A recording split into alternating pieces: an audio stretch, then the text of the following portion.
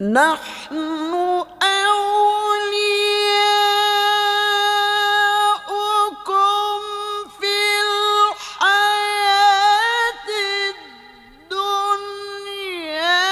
وفي الآخرة ولكم فيها ما تشتهي